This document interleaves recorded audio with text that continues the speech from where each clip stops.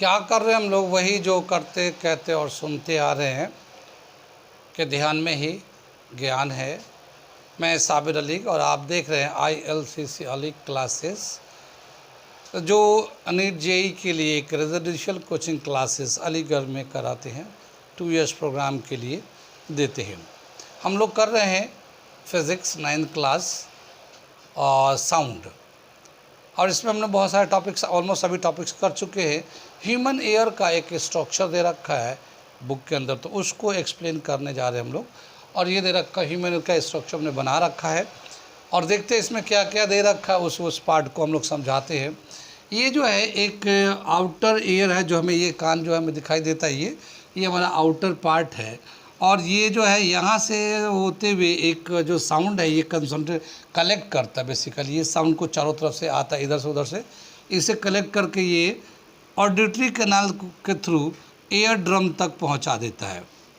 ठीक है, यहाँ से लेकर यहाँ तक एयर ड्रम तक का जो पार्ट है वो एक एक्सटर्नल एयर कहलाता है। ये जो एयर ड्रम है उसके आगे जो 3 बोन्स है, ये 3 बोन्स है, जो smallest bones of the body कहलाते हैं। और ये तीनों बोन्स का भी बहुत बड़ा रोल है। इनमें पहले का नाम है हैमर, जो ये दिखा रहा है हैमर की तरह, हथौड़े की तरह है। दूसरा जो है एनविल है, और तीसरा जो है इसका नाम है स्टेयर्स। इन तीनों बोन्स का जो एक ग्रुप है उसको ऑसिलस कहते हैं। ये जो स्टेयर्स है इस तरह का एक पंजे, ये समझ सकते हैं कि ये जो है इस तरह का एक स्ट्रक्चर है जो कोकीली से कांटेक्ट में रहता है, टच में रहता है। जैसे ये डिस्टर्बेंस इनको जाता है, ये पूरा जो कोकीली को वो डिस्टर्बेंस ट्रांसफ़र कर देता है। तो ये जो है ना मिडिल पार्ट जो है ये बोन्स का, जो ये हमारा ऑसिलस कहलाता है। और इसी के साथ एक बॉडी के दूसरे पार्ट से पाइपलाइन या ट्यूब होता है, ऑस्ट्रेशियन ट्यूब भी कहलाता है, ये इससे कनेक्ट होता है। ये जो अंदर का जो इनर एयर कहलाता है, ये तो मिडिल एयर हो गया बोन्स का। इसके बाद ये कोकली जो है ये इनर पार्ट में आता है। कोकली और ऑडिटरी नर्व, ये दोनों मिल के इनर एयर बनाते हैं। ये ऑडिटरी नर्व है, ये जो नर्व है जो ब्रेन तक नर्व को पहुंचाता है। ये कोकली क्या करता है, जो इलेक्ट्रिकल जो साउंड वेव था और जो साउंड का जो डिस्टर्बेंस था उसको इलेक्ट्रिकल सिग्नल में कन्वर्ट करता है, क्योंकि ब्रेन जो है ना इलेक्ट्रिकल सिग्नल को ही रीड कर पाता है। ठीक है, इलेक्ट्रिकल सिग्नल को ही रीड करता है। तो ये जो कोकीली था, ये जो डिस्टर्बेंस है या साउंड वेव है, उस वेव को इलेक्ट्रिकल सिग्नल में कन्वर्ट करता है, और ये ऑडिटरी नर्व ब्रेन तक पहुंचा देता है। ब्रेन में जाने के बाद फिर ब्रेन उसको आइडेंटिफाई करता है। ब्रेन जो है उसके एक लाउडनेस को चेक करता है कि कितना ज़ोर से आवाज़ है, हल्की आवाज़ है, और दूसरा उसके आवाज़ की फ्रीक्वेंसी को रीड करता है। अलग अलग लोगों की आवाज़ें होती हैं, हम लोग जानते हैं। हमारे घर में ही बहुत सारे लोग हैं, सबकी अलग अलग आवाज़ें हैं। अगर उसको हम लोग रीड करेंगे, सुनेंगे, समझना चाहेंगे, तो अगर कोई अंदर ड्राइंग रूम में या बाहर कुछ आवाज़ लगा रहा है तो हम लोग बता सकते हैं कौन आवाज़ लगा है, क्योंकि उसकी अपनी फ्रीक्वेंसी है। और जब हम सुनते हैं तो आइडेंटिफाई करते हैं कि अच्छा ये बुला रहे हैं। ठीक है ना, तो फ्रीक्वेंसी को रीड करता है और लाउडनेस को भी रीड करता है कि अगर ड्राइंग रूम से आवाज़ आ रही है, हल्की आवाज़ आ रही है, तेज़ की आवाज़ आ रही है, डांटने की आवाज़ आ रही है, गुस्से की आवाज़ आ रही है, तो वो लाउडनेस से हम पता कर लेते हैं।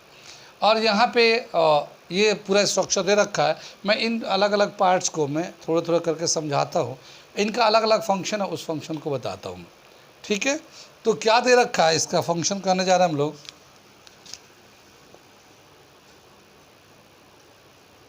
फंक्शन है, ठीक है ना, ह्यूमन एयर का। पहला जो है एक्सटर्नल है, एयर है, एक्सटर्नल एयर। इसका जो फंक्शन है to collect the sound waves, sound waves को कलेक्ट करना and send it to the eardrum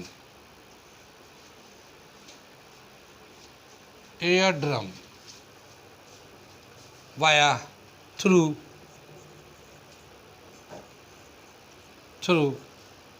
auditory canal. Auditory canal के जरिए ये एयर ड्रम तक पहुंचा देता है। ये तो हमारा एक्सटर्नल एयर का फंक्शन होता है। दूसरा जो है ये एक्सटर्नल एयर ही कहलाता है, यहाँ से यहाँ तक के स्ट्रक्चर को एक्सटर्नल एयर कहते हैं। दूसरा जो बताया क्या कि जो मिडिल एयर है, ठीक है ना, middle air, it consist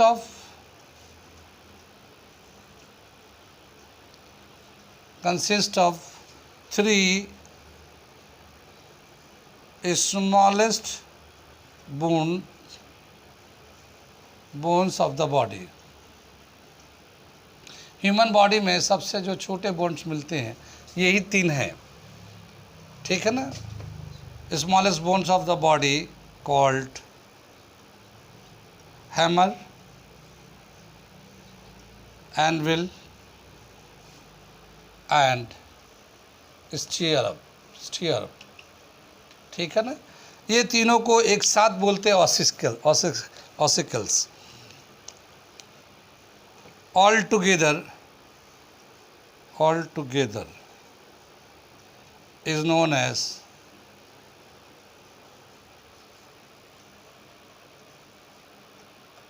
ossicles, ठीक है ना। ये मिडिल एयर कहलाता है। और इसका जो फंक्शन होता है, ये बोन्स का जो फंक्शन होता है, ये इसके जो साउंड का जो एम्पलीट्यूड है या जो डिस्टरबेंस है बढ़ा देते हैं। कितना? लगभग 20 टाइम्स उसके साउंड के एम्पलीट्यूड को या डिस्टरबेंस को बढ़ा देते हैं, ठीक है। तो यहाँ से मैं मिटा के बताता हूँ। यहाँ पे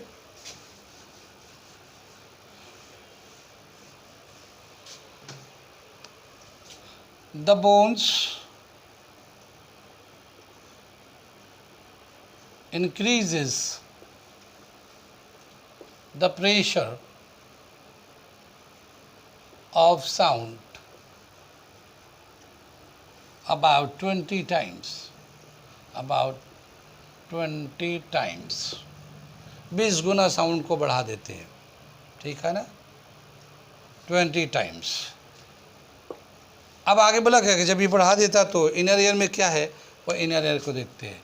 थर्ड पार्ट दे रखा है इनर ईयर, ठीक है। The three bones transfer the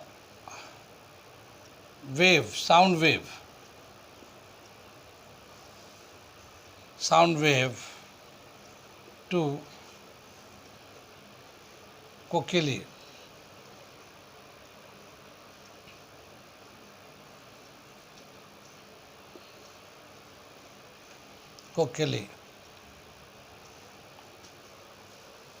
The cochlea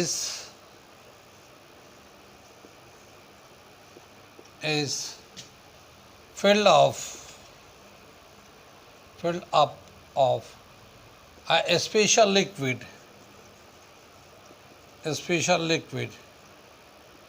which converts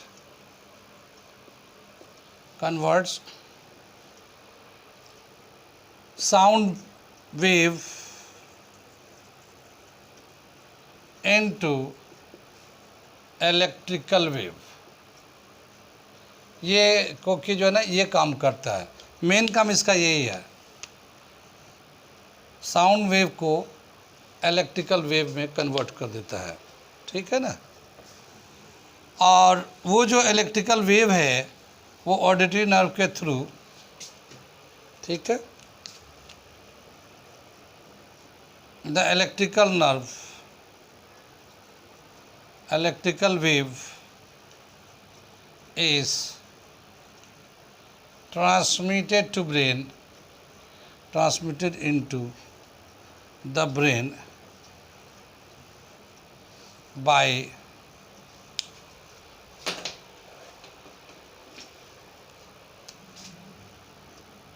auditory nerve,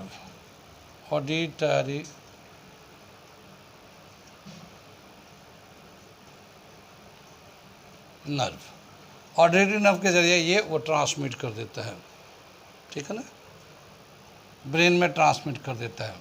आगे बताया क्या कि ये एक स्ट्रक्चर है, यहाँ पे देखिए ये एक स्ट्रक्चर होता है, ये कुछ लेकिन इस स्ट्रक्चर का साउंड को ट्रांसमिट करने में कोई हेल्प तो नहीं करता, लेकिन बॉडी को बैलेंस में हेल्प करता है, ठीक है ना, बॉडी को बैलेंस करने में हेल्प करता है।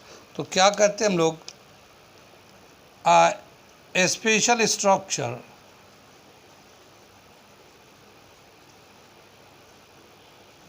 of cochlear is not involved in hearing but help in balancing the body को बैलेंस करने में हेल्प करता है। तो जो ईयर है वो तो सुनने में भी काम आता है, यानी जो ईयर का जो पार्ट्स के स्ट्रक्चर्स है ये सुनने में भी काम करता है, लेकिन दूसरा जो काम है ये हमारे बॉडी को बैलेंस करता है। यदि हम लोग चलते फिरते हैं तो गिर ना जाए अपने आप से, तो उसको बैलेंस करके रखता है, बैलेंस ही करता है। तो दो फंक्शन है ईयर का, एक तो सुनने का फंक्शन है और दूसरा बैलेंसिंग करने का फंक्शन है, ठीक है। तो ये जो है ना कुछ स्पेसिफिक स्ट्रक्चर के नाम है ईयर के अंदर का, और उसका जो फंक्शन है, छोटे छोटे जो फंक्शन है ये दे रखा है। ब्रेन का तो जानती है, ब्रेन का बहुत इंपॉर्टेंट रोल प्ले करता है, ये हम लोग मिटा देते हैं ये, ठीक है ना। ब्रेन का जो काम होता है टू हियर द साउंड या फिर to distinguish the loudness of the sound. कोई एक साउंड आ रहा है तो उसका लाउडनेस कितना, उसको डिफ्रेंशिएट करता है। ब्रेन का फंक्शन क्या है, ठीक है ना। तो differentiate the loudness of a sound and the pitch of sound। pitch of sound का क्या मतलब हुआ, फ्रीक्वेंसीज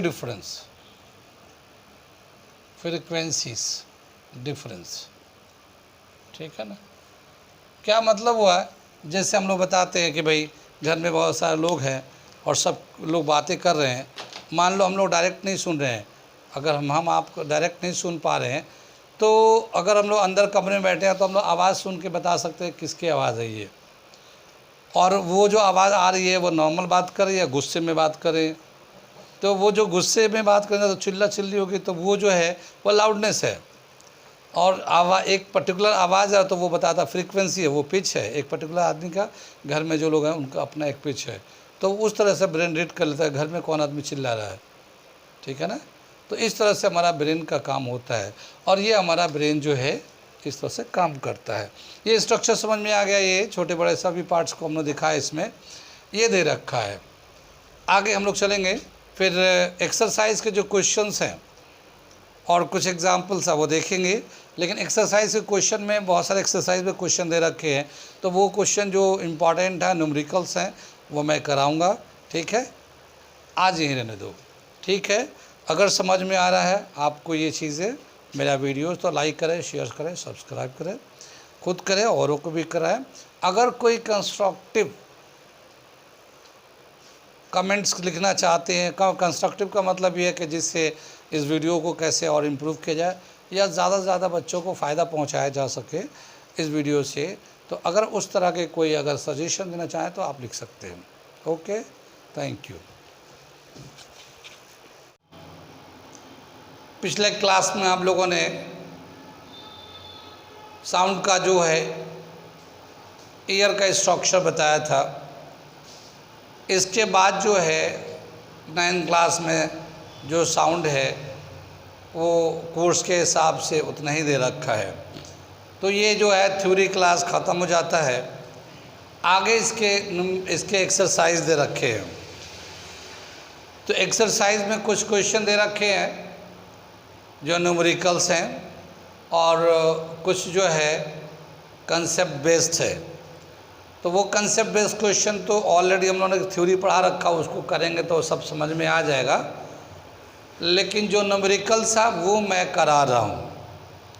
जो न्यूमेरिकल्स हैं, जहाँ जहाँ जो इम्पॉर्टेंट न्यूमेरिकल्स हैं वो मैं करा रहा हूँ, बता रहा हूँ।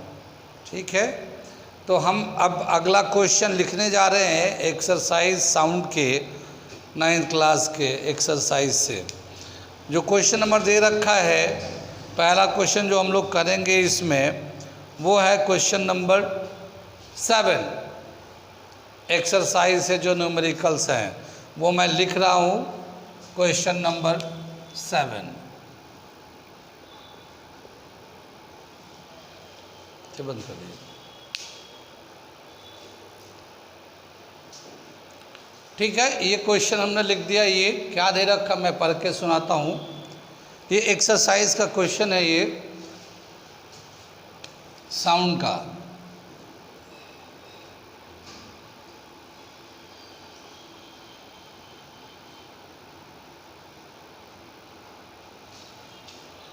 ठीक,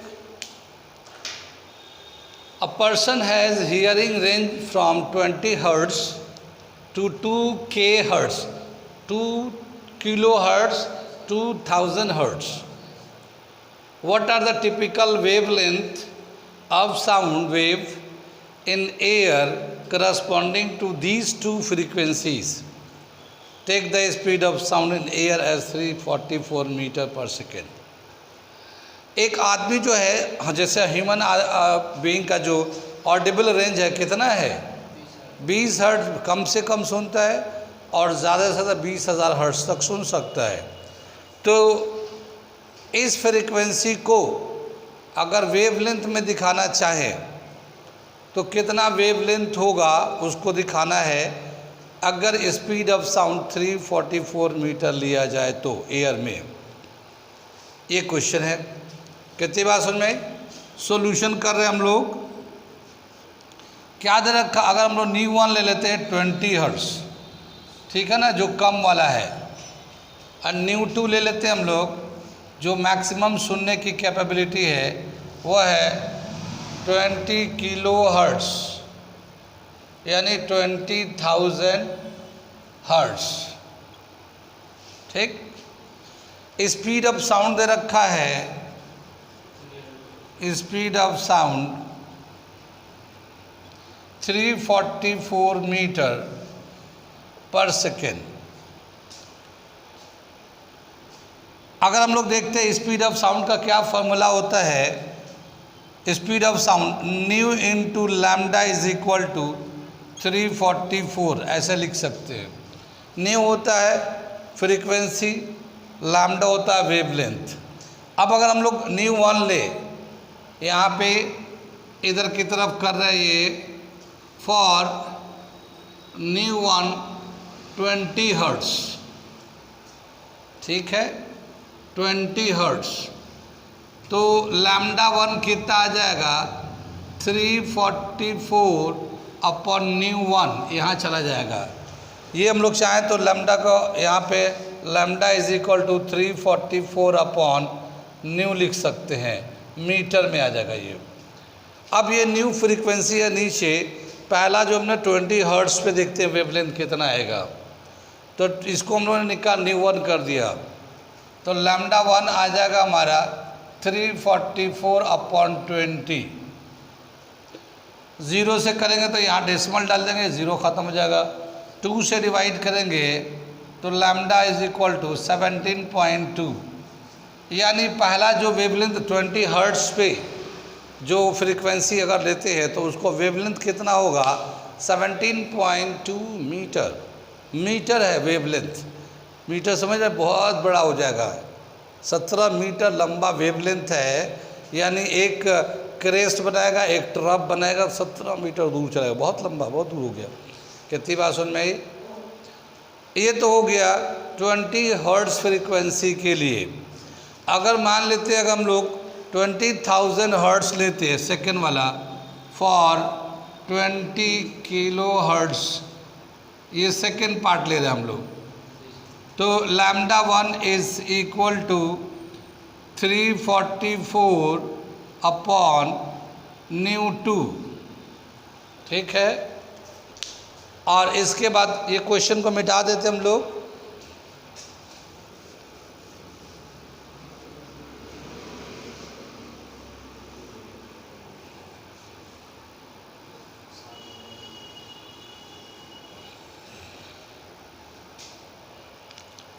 क्या आ जाएगा ये lambda 1 is equal to 344 upon, sorry lambda 2 आ जाएगा, ये 2 लेंगे ना, दूसरा फ्रीक्वेंसी लेना है। So lambda 2 is equal to ये न्यू 2 का 20,000 हर्ट्ज, ठीक है ना, ये आ जाएगा। तो ये इसका यूनिट आएगा मीटर में बचेगा ये। अब तो 20 से जैसे डिवाइड करते थे तो कितना आता था 17.2, इसको 20 से किया और ये 3 जीरो को 10⁻³ मीटर कर दिया। लैम्डा 2 वेवलेंथ, मीटर को चाहे तो हम लोग मिलीमीटर में भी बदल सकते हैं, मीटर में भी रोक सकते हैं, इतना आंसर हो जाएगा लैम्डा 2 का। और या लैम्डा 2 को मिलीमीटर में करेंगे तो 17.2 मिलीमीटर में पहुंच जाएगा ये, ठीक है। तो ये दूसरा वेवलेंथ आ गया, यानी कि 20 हर्ट्ज पे अगर वेवलेंथ निकालेंगे तो 17.2 मीटर का आएगा, और 20,000 हर्ट्ज पे लेंगे तो 17.2 मिलीमीटर हो जाएगा, या मीटर में ही दिखाना है तो 17.2 10⁻³ मीटर है। कितना समझ में आई ये? तो ये फ्रीक्वेंसी को वेवलेंथ के टर्म में इस फार्मूले से speed of sound lambda into nu is equal to V के बराबर होता है। ये जो हम लोगों ने एक यहाँ पे रिलेशन किया है पीछे थ्योरी में, lambda into nu is equal to V, ये फार्मूला हम लोग यूज़ किया। यहाँ से बताता हूँ, मैं लिखता हूँ क्वेश्चन नंबर 8, बंद कर।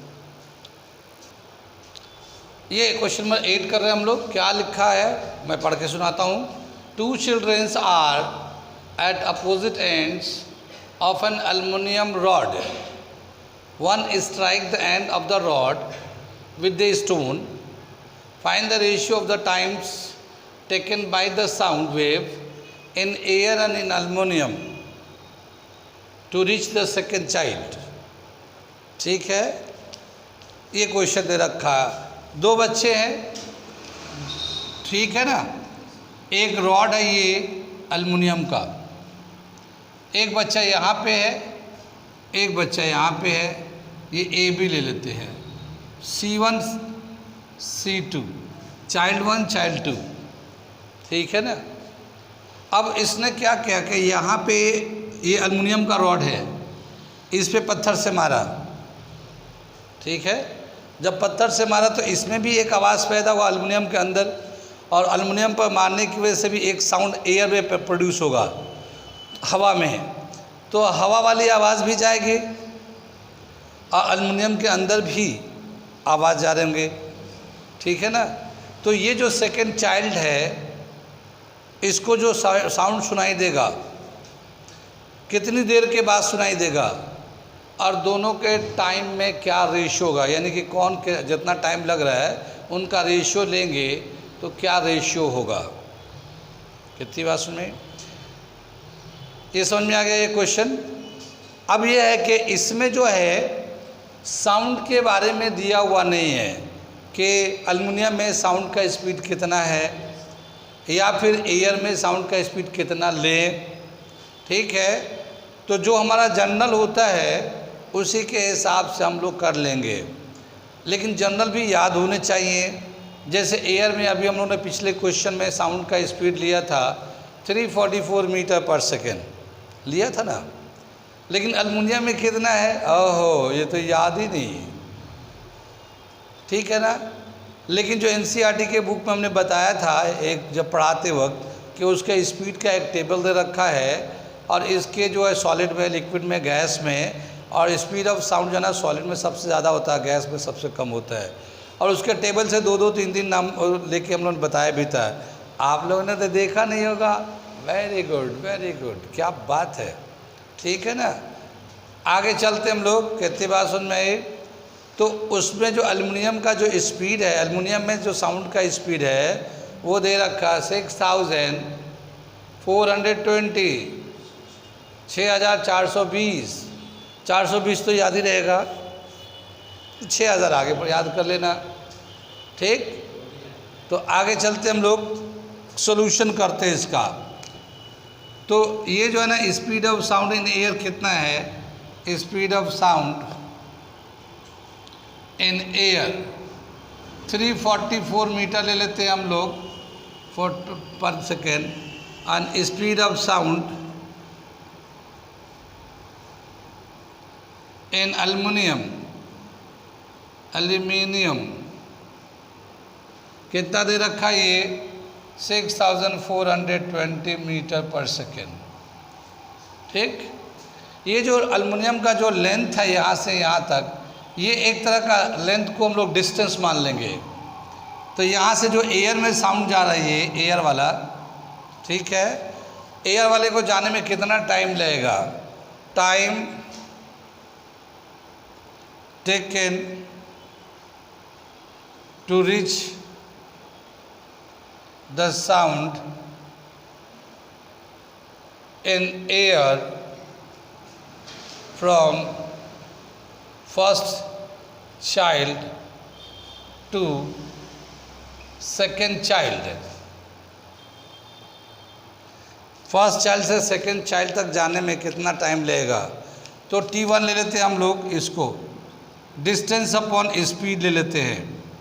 यहाँ पे जो डिस्टेंस है लेंथ ऑफ द रॉड ले लेते हैं, और speed of sound in air, speed of sound in air ले लेते हैं। ये हमारा T1 हो गया। ठीक है, ऐसे ही हम लोग लेते हैं एल्युमिनियम के अंदर कितना होगा। क्वेश्चन को मिटा दे रहे हैं हम लोग, ठीक है ना, इससे मिटाओ तो ये भी ख़राब ही हो रहा है, ये दूसरा लाने पड़ेगा।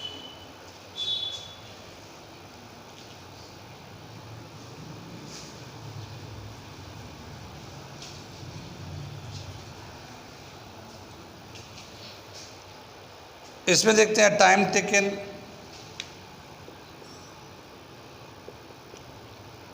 Taken, to reach the sound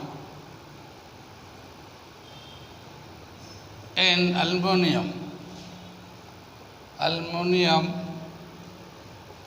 from first child to second.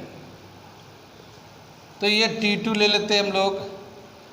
जो लेंथ है, डिस्टेंस है, वो तो उतना ही है, लेकिन speed of sound in aluminium ले लेते हैं।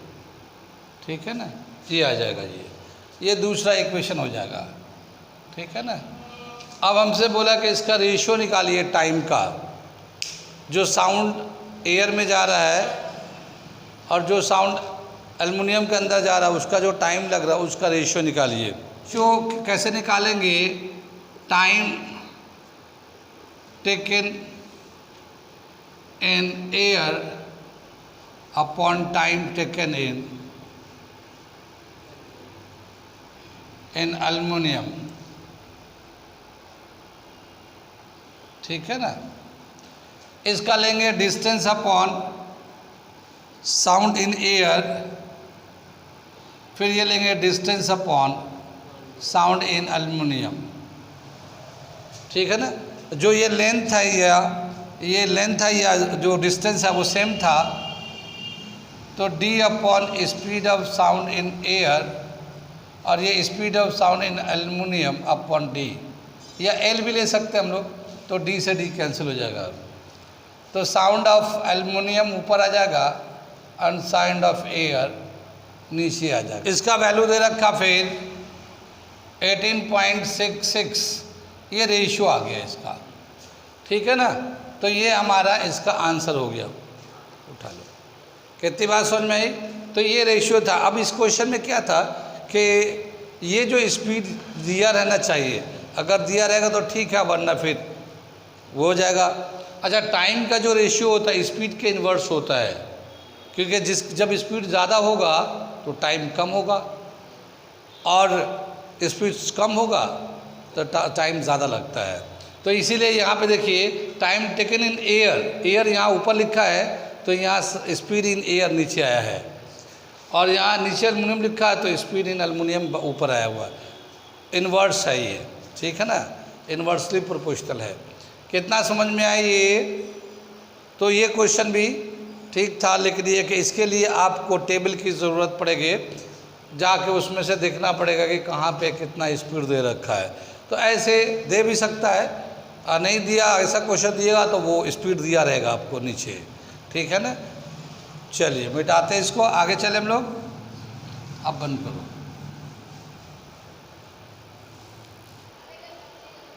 ये अगला क्वेश्चन आ गया, क्वेश्चन नंबर 9 है हमारा, ठीक है। क्या दे रखा है ये पढ़ के सुनाता हूँ मैं। The frequency of a source of sound is 100 hertz. How many time does it vibrates in 1 minute? 1 minute में कितनी दफ़ा वाइब्रेट्स करेगा अगर एक साउंड की फ्रीक्वेंसी 100 हर्ट्ज है तो? ये बताना है। कितनी बात समझ में आई? सॉल्यूशन कर रहे हैं हम लोग, ठीक। क्या बताया कि फ्रीक्वेंसी का क्या मतलब होता है, फ्रीक्वेंसी को कैसे डिफाइन करेंगे? Number of oscillation in 1 second. 1 second में कितनी दफ़ा ऑसिलेट करता है वही फ्रीक्वेंसी कहलाता है। कितनी बात सुन में? अब ये इसने कहा है कि इसकी फ्रीक्वेंसी 100 हर्ट्ज है, ठीक है। कितना फ्रीक्वेंसी है? 100 हर्ट्ज। इसका मतलब ये है कि ये 1 सेकेंड में 100 टाइम्स या 100 दफ़ा ये वाइब्रेट करता है। यह 100 ऑसिलेशन है 1 सेकेंड में, ठीक है। तो 1 मिनट में कितनी दफ़ा ऑसिलेट करेगा? तो 1 मिनट में 60 सेकेंड्स होते हैं और 60 से फिर मल्टीप्लाई कर देंगे तो उतनी दफ़ा आ जाएगा। तो हम इसको करके दिखा रहे हैं। फ्रीक्वेंसी जो है,